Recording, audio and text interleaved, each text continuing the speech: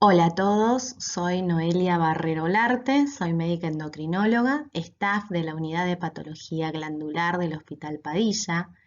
En este entrenamiento virtual en enfermedades tiroideas para profesionales de la salud, el tema a tratar es hipotiroidismo, que es una de las alteraciones de la función tiroidea.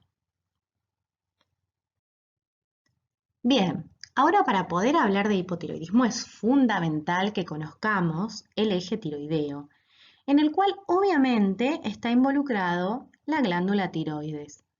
Esta glándula, que se encuentra ubicada en la región anterior del cuello, está regulada por una glándula denominada hipófisis, que a su vez está regulada por el hipotálamo. Esta hipófisis se encuentra ubicada en la base del cráneo, en la silla turca, y en su porción anterior, denominada adenohipófisis, produce una serie de hormonas, entre las cuales produce una hormona denominada TSH.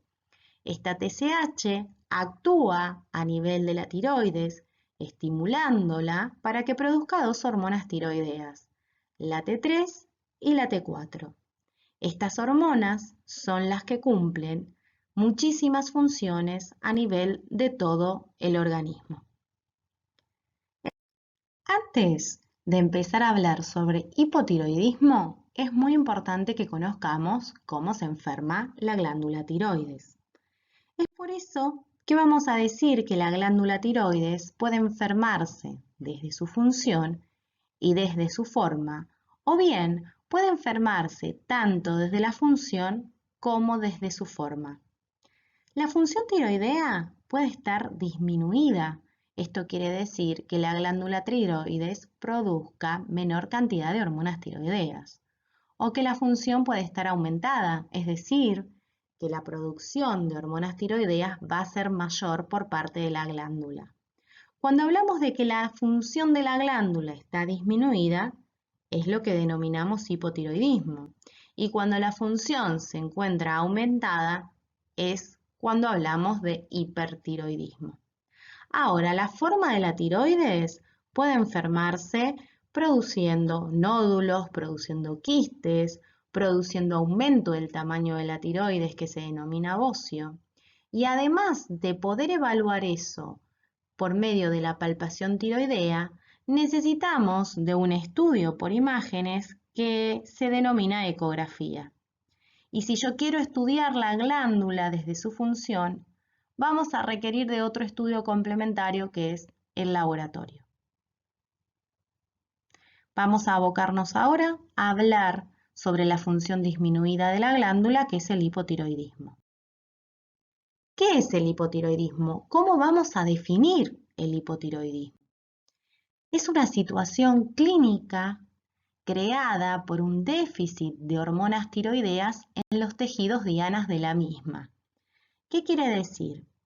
Que cuando esta afección altere la glándula tiroides, nosotros vamos a denominar a esa alteración, a ese hipotiroidismo de tipo primario, porque la alteración afecta el órgano primordial de este eje tiroideo.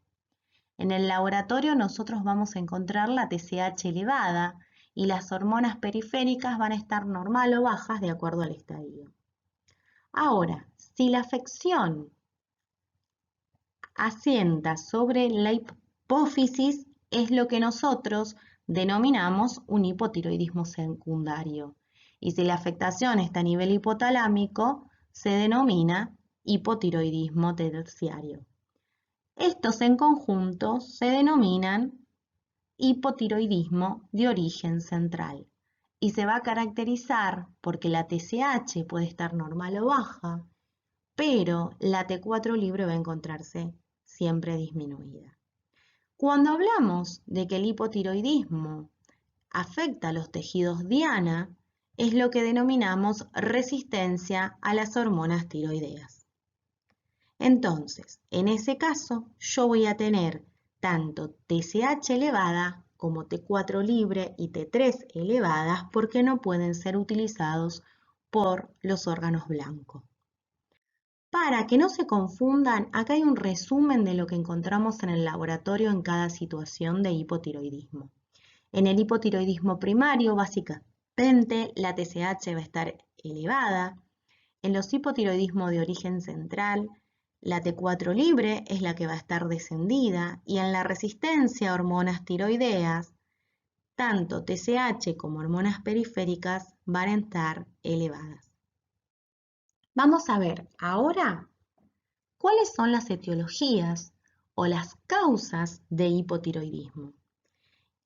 Habíamos hablado que el hipotiroidismo, cuando la afectación estaba a nivel de la glándula tiroides, se denominaba primario. Los hipotiroidismos centrales era tanto el secundario como el terciario, que afectaba el secundario a la glándula hipófisis y el terciario al hipotálamo. Un hipotiroidismo primario va a ocurrir cuando haya lesión o pérdida del tejido funcionante de la glándula o se altere la función de las células tiroideas, que son las que producen las hormonas. Cuando hablamos de pérdida de tejido funcionante, van a ser todas aquellas patologías que asienten sobre la glándula tiroides.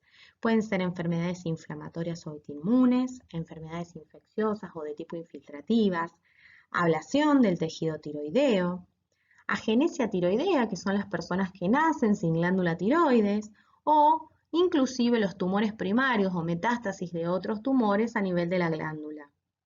Si yo tengo alteración en la función de las células tiroideas, es porque puedo tener un déficit de yodo o alteración en el transporte del mismo, alteración en la organificación del yodo, algunos fármacos que producen un hipotiroidismo o hay un déficit en la síntesis de la tiroglobulina.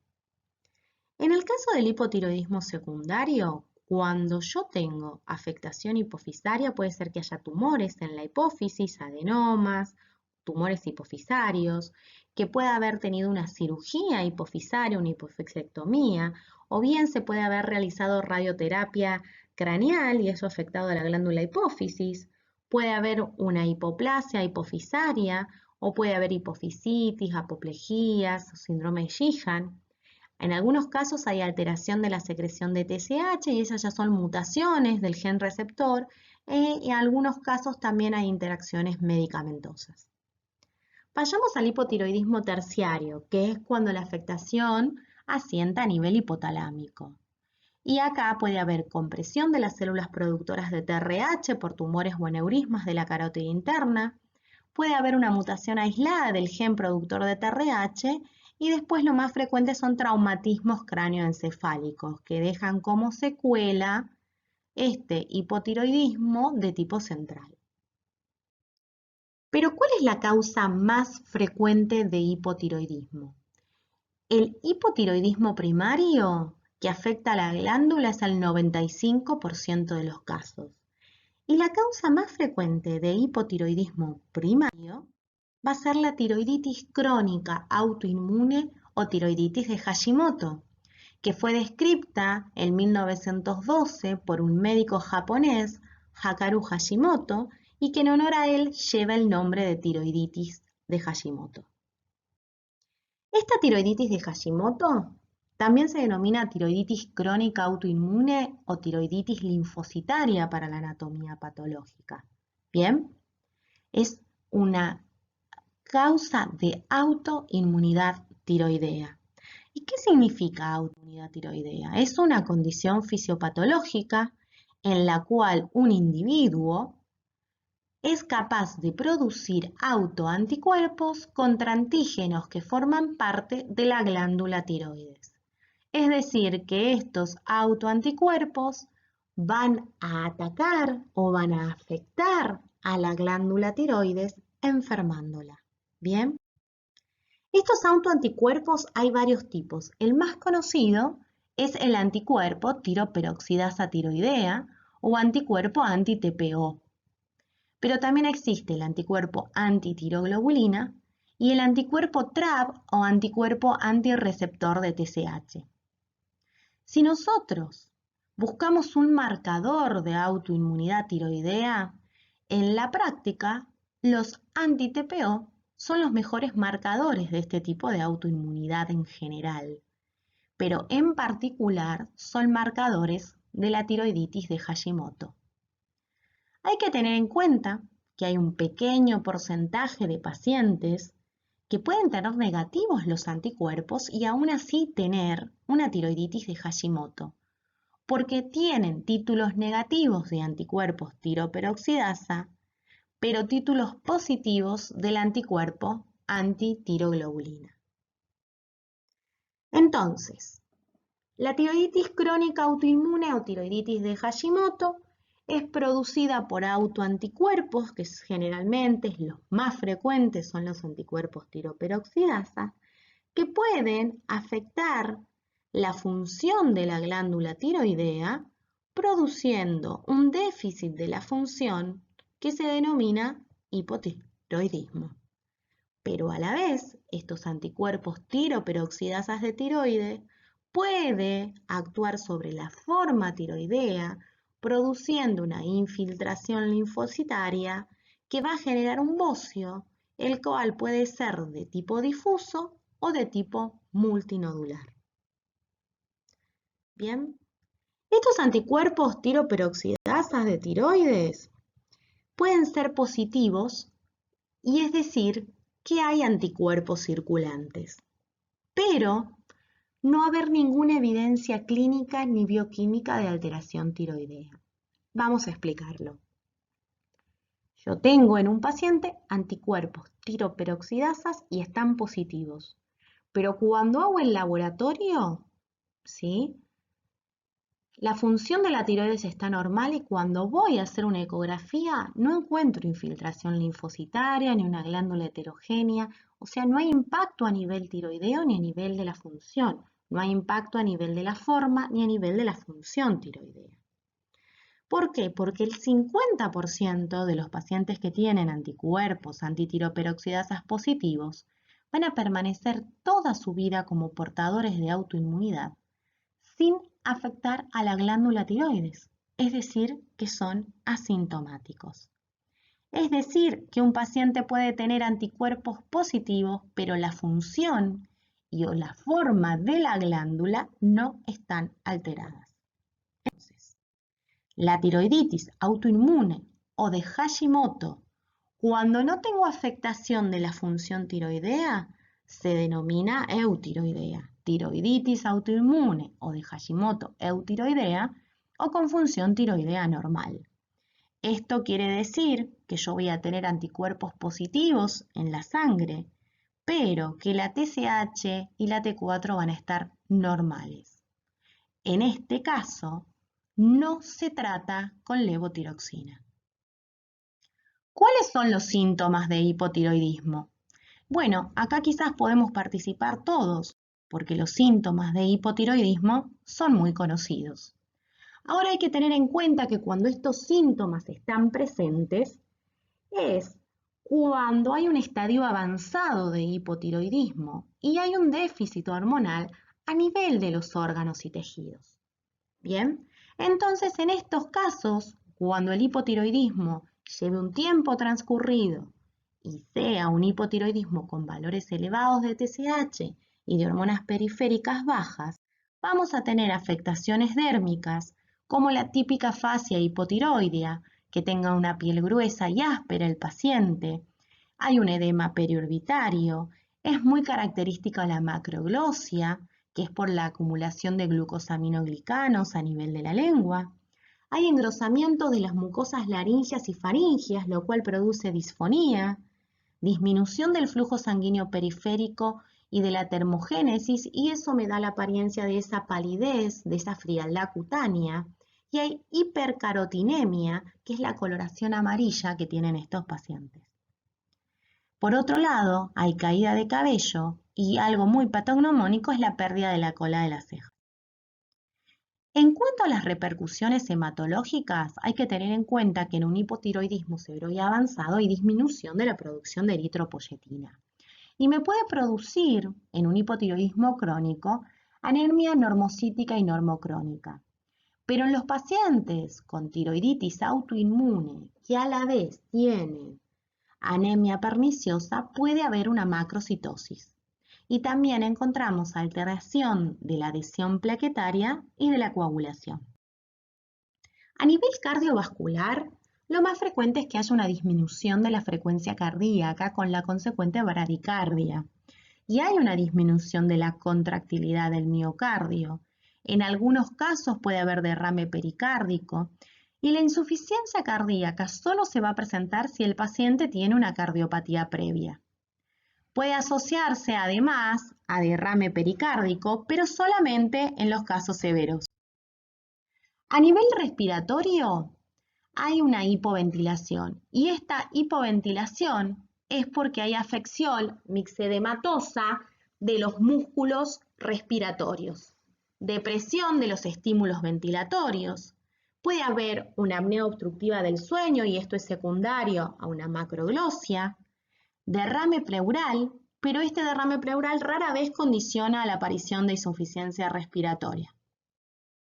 A nivel gastrointestinal, lo más característico es la constipación, porque existe una disminución de la actividad peristáltica y puede haber un síndrome de mala absorción y es por edema de la pared intestinal.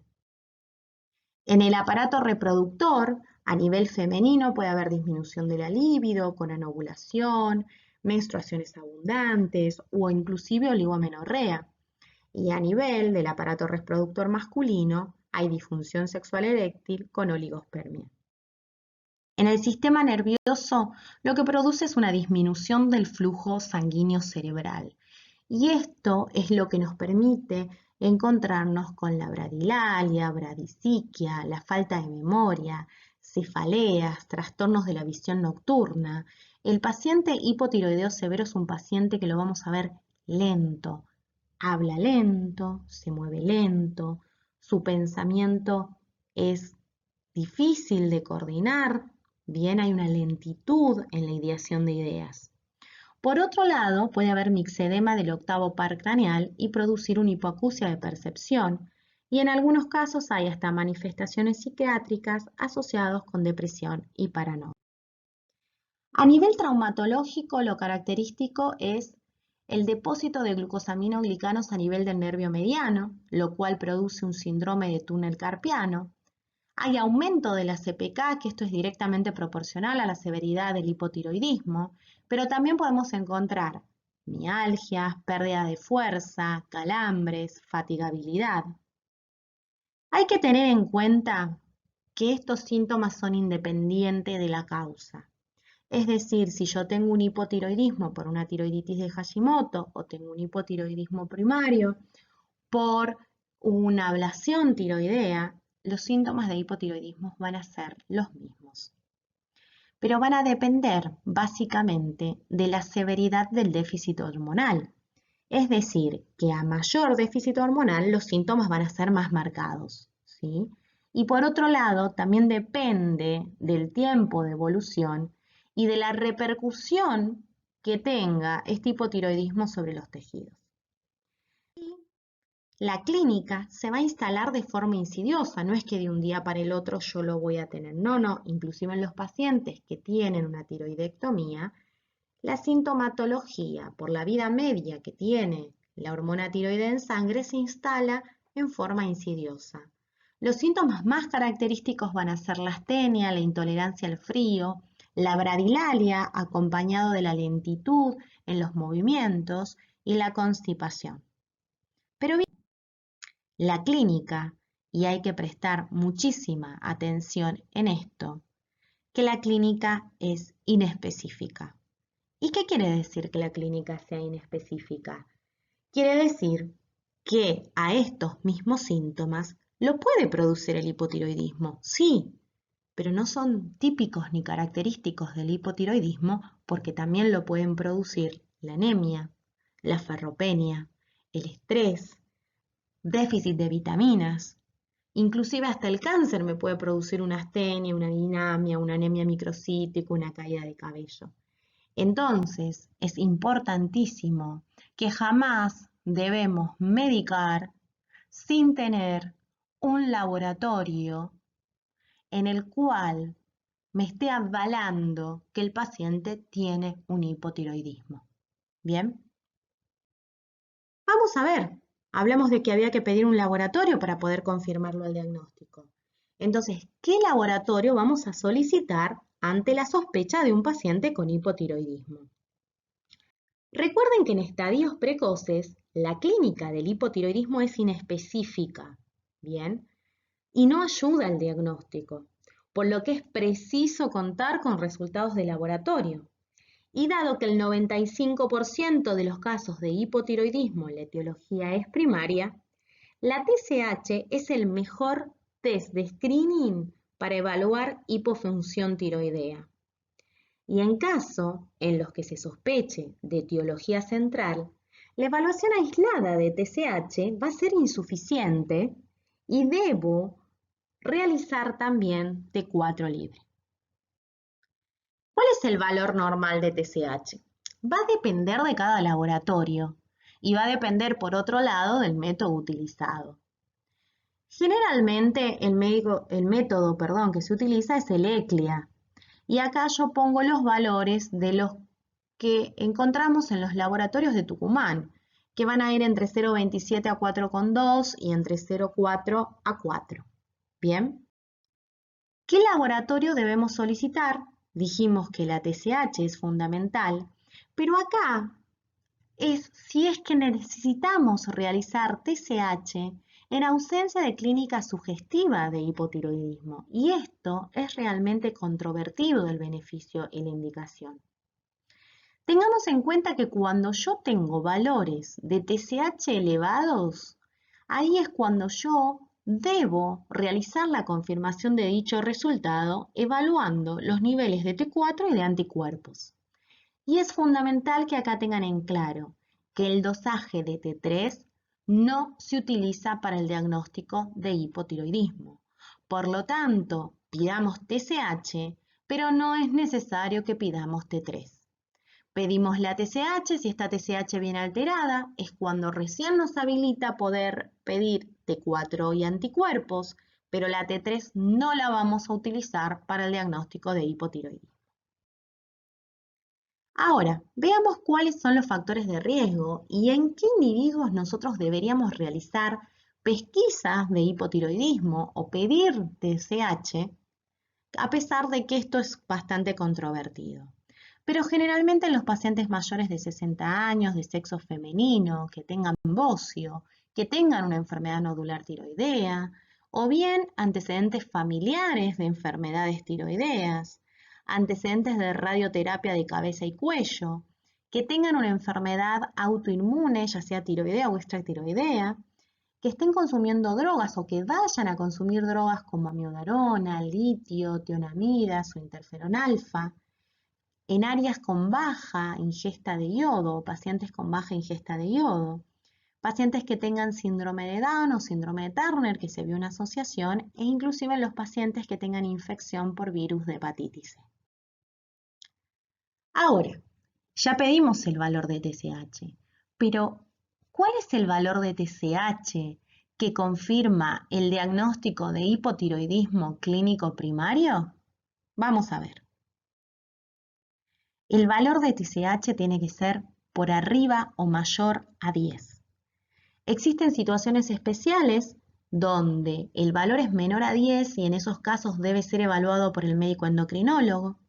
Hay situaciones clínicas que pueden elevar el valor de TSH sin ser hipotiroidismo. Y hay medicamentos que elevan los valores de TSH.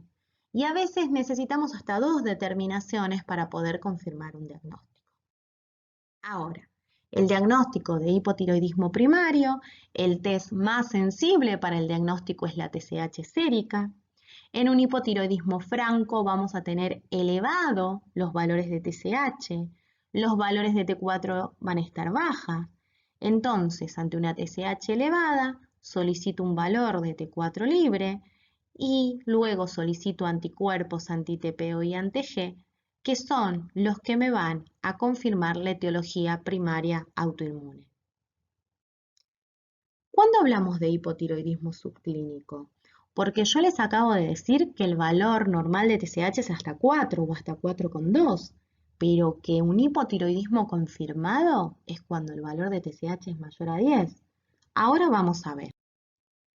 Hablamos de hipotiroidismo subclínico en situaciones en que hay un fallo leve de la glándula tiroides, donde las hormonas periféricas son normales, pero tengo la TSH incrementada, o bien laboratorios que informan TSH por arriba del rango de referencia, pero que es menor a 10. Y estamos hablando de un hipotiroidismo subclínico, en el cual los anticuerpos antitiroideos son positivos en el 60% de los pacientes que tienen TSH elevada. Este hipotiroidismo subclínico también demostró que los pacientes que tenían autoinmunidad tiroidea positiva con TSH entre 2 y 4,5 tienen un elevado riesgo de progresión a hipotiroidismo. Y en pacientes con TSH en el límite superior, se ha relacionado con dislipemia, disfunción endotelial, hipertensión arterial, índice de masa corporal elevado. El hipotiroidismo subclínico en la población general tiene una prevalencia que va hasta el 10% y afecta más a mujeres, ancianos y en pacientes con déficit de yodo.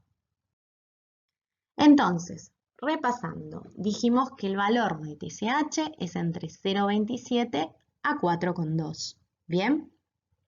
Sabemos que si el valor de TSH es mayor a 10, debemos tratar. Ahora, si el valor normal de TSH es entre 0,27 y 4,2, es decir, que está dentro del rango de referencia, no debo tratar. El problema, ¿cuándo se presenta? Cuando yo tengo un valor entre 4,3 a 9,9, que está por encima del rango de referencia, pero que es menor a 10. Y acá debo tratar en ciertas situaciones. Por ejemplo, pacientes que tienen autoinmunidad positiva o que tienen hormonas periféricas bajas, que tienen dificultad para embarazarse o que han tenido abortos, pacientes que hay alteración morfológica, tiroidea o con patrón de tiroiditis, en cardiópatas, si yo tengo al menos 2 valores en el rango subclínico o tengo una TSH mayor a 7 y en ascenso, pero no hay consenso acerca de esto. Es por eso que en estas ciertas situaciones nosotros debemos derivar al médico especialista. Vamos a ver cuál es el tratamiento para el hipotiroidismo y eso quizás es algo que ya todos conocemos, ¿sí? El tratamiento para el hipotiroidismo es la levotiroxina sódica. Es el tratamiento de elección siempre usar levotiroxina sódica o T4, porque la T4 es convertida en los tejidos periféricos a T3. Entonces, esta es una de las ventajas que tiene la administración de la T4, que se regula fisiológicamente y va convirtiéndose a T3 de acuerdo a las necesidades fisiológicas de los tejidos. Esta hormona se absorbe entre un 70 y 80% a nivel del intestino en el yeyuno. Existen diferentes marcas de hormonas tiroideas y todas, absolutamente todas, cumplen la misma función. Lo que varía entre una y otra son los excipientes. Vienen en 11 presentaciones de diferentes dosis, van desde 25 a 200 microgramos. La variación entre una dosis y otra es mínima, o sea que tenemos la posibilidad de ajustar con un medicamento que varía muy poquito la dosis si necesitamos ajustar el tratamiento del paciente. Y es fundamental saber que la levotiroxina per se no tiene efectos adversos, ya que la levotiroxina es la hormona original, ¿sí? Y si el paciente presenta algún efecto adverso, puede ser dependiente de la dosis, pero la hormona per se es la misma hormona tiroidea sintetizada en el laboratorio, puesta en una pastilla. Por lo tanto, es un producto fisiológico del organismo que solamente puede tener un efecto adverso en el caso de que la dosis sea insuficiente o que la dosis sea demasiada. Bien, es importante saber que hormona tiroidea, levotiroxina y T4 son sinónimos. Esto lo aclaramos porque hay varias personas o hay varios pacientes que cuando lo preguntamos, ¿usted está haciendo el tratamiento con hormona tiroidea? No, estoy tomando la T4. ¿O está haciendo el tratamiento con levotiroxina? No, yo tomo T4. Es exactamente lo mismo, son todos sinónimos. Es importantísimo individualizar la dosis, la cual va a depender de la severidad del hipotiroidismo, de la edad del paciente y si tiene antecedentes de cardiopatías o arritmias. En pacientes jóvenes que no tienen ninguna comorbilidad, podemos iniciar una dosis entre 1,6 a 1,8 microgramos por kilo de peso por día y podemos ajustar según niveles de TSH. No hace falta iniciar en forma progresiva en pacientes jóvenes sin comorbilidades. Ahora, no hace falta iniciar en forma gradual, salvo algunas excepciones, y esas excepciones son tanto los pacientes cardiópatas como los pacientes ancianos, en los cuales voy a iniciar con dosis baja, independientemente del valor de TSH, que van a ir entre 25 y 50 microgramos día, y vamos a ir incrementando de a 12,5, de a 15 microgramos, cada una a 3 semanas. Después de la tercera semana ya generalmente llegamos a la dosis que el paciente necesita. Siempre en cardiópatas y ancianos iniciar en forma escalonada. En el resto de los pacientes podemos iniciar a dosis plena. La sobredosificación me va a producir arritmias y osteoporosis, pero recordemos que la droga per se no tiene efectos adversos. Y por último, hay que tener en cuenta que la vida media de la pastilla es de 7 días. ¿Qué quiere decir esto? Si un paciente se olvida u omite una dosis en forma aislada, va a carecer de repercusión clínica. Pero recuerden, una dosis en forma aislada, no el olvido frecuente de la medicación. En el caso del tratamiento del hipotiroidismo central también lo vamos a realizar con levotiroxina, al igual que el hipotiroidismo primario. Lo que sí la dosis que se requiere es más baja y es necesario excluir que el paciente tenga insuficiencia suprarrenal, es por eso que primero realizamos tratamiento con hidrocortisona. El monitoreo del tratamiento en este caso se va a realizar con T4 libre. Y a veces hay que tener en cuenta que la TSH puede descender durante el tratamiento, pero lo que debo tener en cuenta es la T4 libre, que debe estar en el valor medio del rango de referencia. Ahora, para ir terminando, vamos por la pregunta 10, y es fundamental cómo controlo o cómo monitoreo el tratamiento del hipotiroidismo. ¿Bien? Fundamental que sepamos que por lo menos debe haber transcurrido 6 a 8 semanas desde el inicio o cambio de dosis. ¿Qué quiere decir? Que si yo a un paciente inicio tratamiento con levotiroxina, debo esperar por lo menos 2 meses para poder realizar un nuevo laboratorio y confirmar que la dosis sea la adecuada.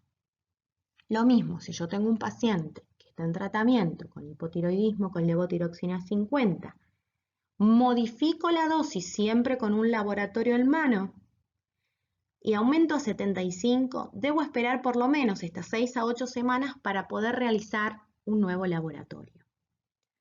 Puede hacerse después de las 6 semanas, pero nunca antes, lo ideal entre 60 y 90 días. ¿Por qué?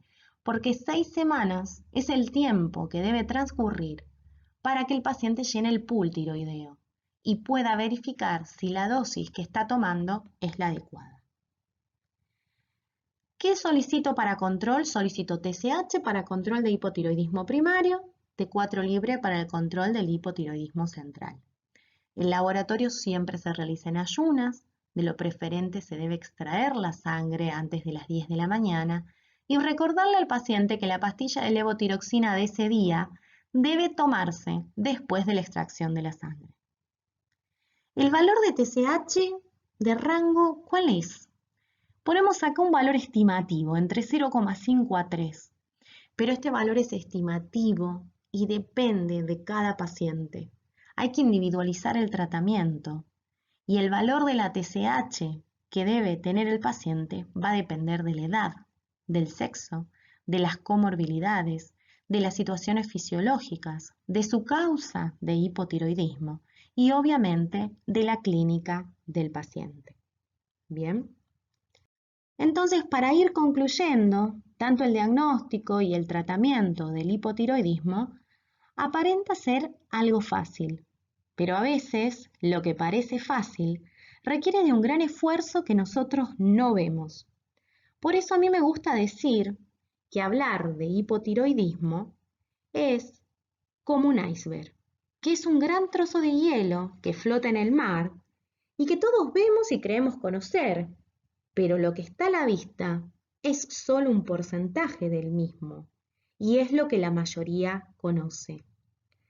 Hablar de hipotiroidismo es muy amplio.